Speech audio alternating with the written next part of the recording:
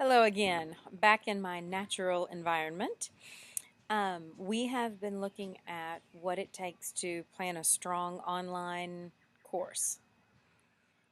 For this presentation, again, I'm going to be working with my AP Language and Composition course.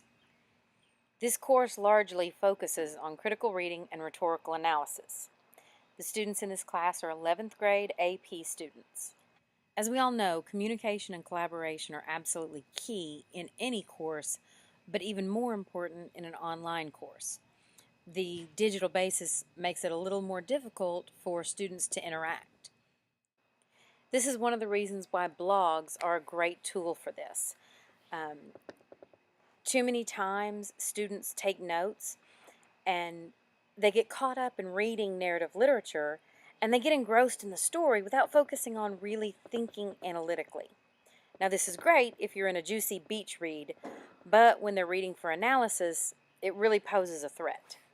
Also, students will often read a text and they'll process the information at the time, but they can't retain that information.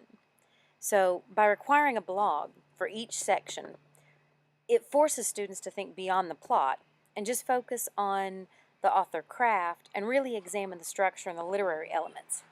Then, after they post, they can read and respond to peer blogs. This allows students to track their thinking, see how others are interpreting their work. It's a great opportunity for them to provide constructive feedback to their peers. It's wonderful that one assignment can meet so many needs. Some other tools I would use for this class are two-way audio and visual communication. Programs such as Zoom, Skype, they can be used to set up discussion forums. These forums allow students to generate and share ideas about the topic.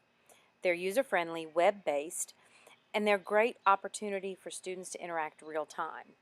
Now, this will expand the scope of their thinking as well as build their confidence.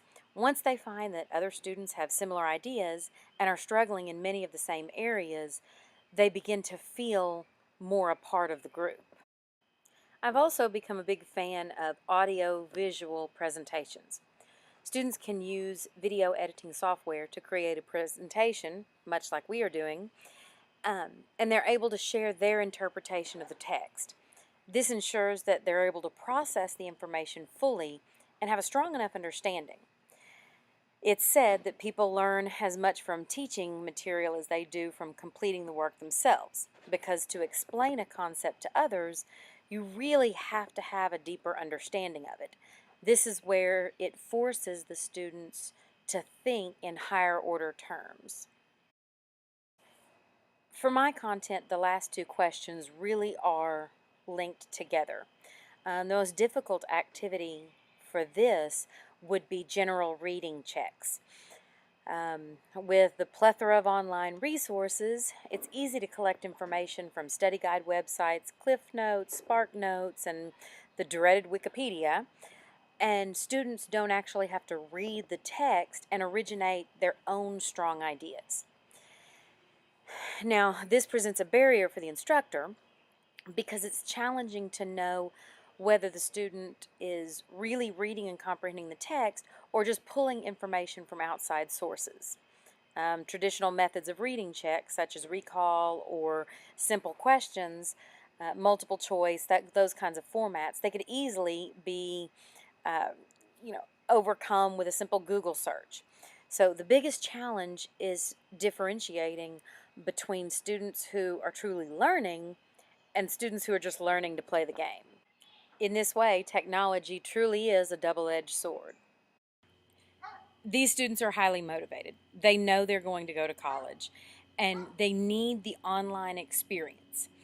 But they are still teenagers, and they need a much higher level of monitoring and accountability to be able to succeed. Thank you for listening to another presentation, and have a great night. Bye!